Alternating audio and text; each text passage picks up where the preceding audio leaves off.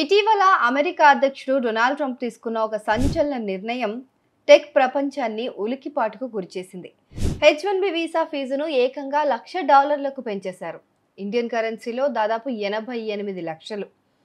ఈ $1,00,000 షాక్ కారణంగా American tech కంపెనీల్లో పెద్ద గందరగోళమే మొదలైంది. అయితే ఇది అమెరికా బయట నుంచి కొత్తగా దరఖాస్తు చేసుకునే వారికే అని 2028 వరకు మాత్రమే ఉంటుందని చెప్పి తర్వాత ఒక వివరణ కూడా ఇచ్చారనుకోండి.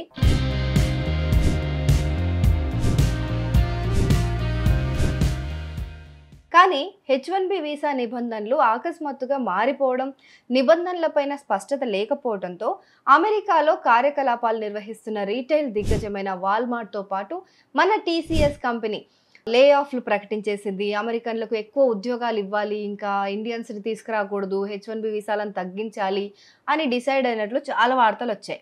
సో ఫీజు గందరగోళం, ఆర్థిక ఒత్తిడితో టెక్ నిపుణులు చాలా గందరగోళానికి గురయ్యారు. అయితే ఈ అమెరికన్ టాలెంట్ను కొట్టేయాలని ఇప్పుడు కెనడా ప్లాన్ చేస్తుంది.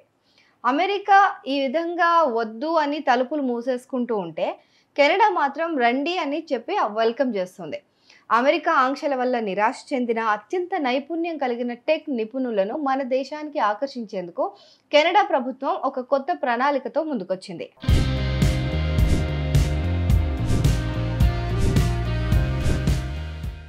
కెనడా లక్ష్యం ఏంటంటే $1,00,000 ఫీజు భయంతో అమెరికా వెళ్ళడం మానేసిన లేదా అక్కడ ఇబ్బందులు పడుతున్న సాంకేతిక నిపుణులు, టెక్ ప్రొఫెషనల్స్ని తమ దేశానికి రప్పించుకోవడమే కెనడా మెయిన్ ఎయిమ్ అయిపోయింది ఇప్పుడు.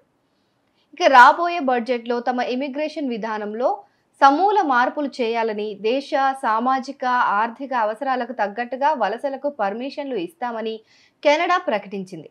క్లుప్తంగా చెప్పాలంటే అమెరికా తన ద్వారాలను మూసేసుకుంటూ ఉంటే కెనడా మాత్రం ఆ నైపుణ్యం కలిగిన టాలెంట్ను తమ దేశానికి మళ్లించుకునేందుకు రెడ్ కార్పెట్ వేస్తోందని అర్థం చేసుకోవచ్చు.